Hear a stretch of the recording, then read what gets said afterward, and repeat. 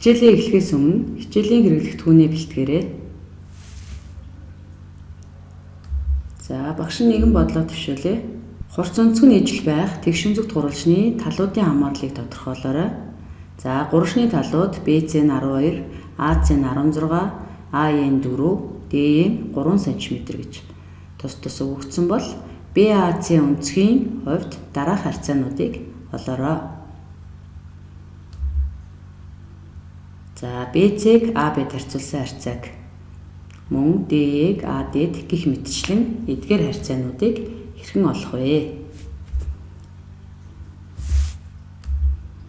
За харьцаанууд ямар хамааралтай байна вэ? Сайтар ажиглаарай. За бодолтыг хамтран гүйцэтгэе.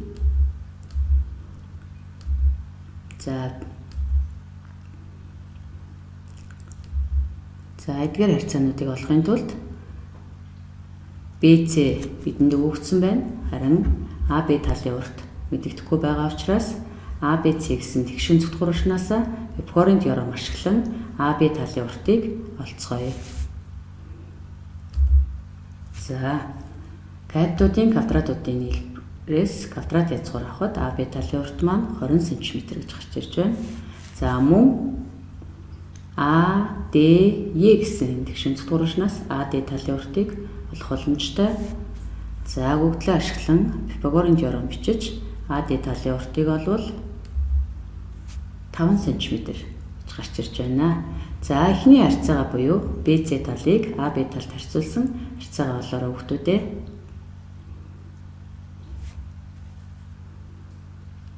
За BC-г AB-д харьцуулсан харьцаа 0.6 гарч байна. Мөн DE-г AD-д харьцуулсан харьцаа 0.6-таа гарч байна. За гэх мэтчлэнгээр дараагийн харьцаануудыг олоорой хүүхдүүдээ. Багш нь та нарт бодох хугацаа олгоё.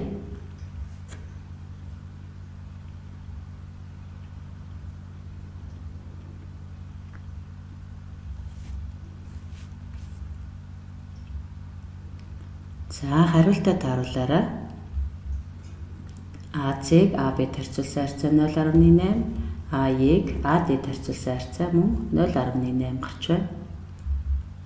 За эндээс CB-г AC-д харьцуулсан харьцаа 0.75, DE-г AE-д харьцуулсан харьцаа мөн 0.75 гарч байна. Тэгвэл AC-г BC-д харьцуулсан харьцаа, AE-г DE-д харьцуулсан харьцаа хоёр ямар гарах бол?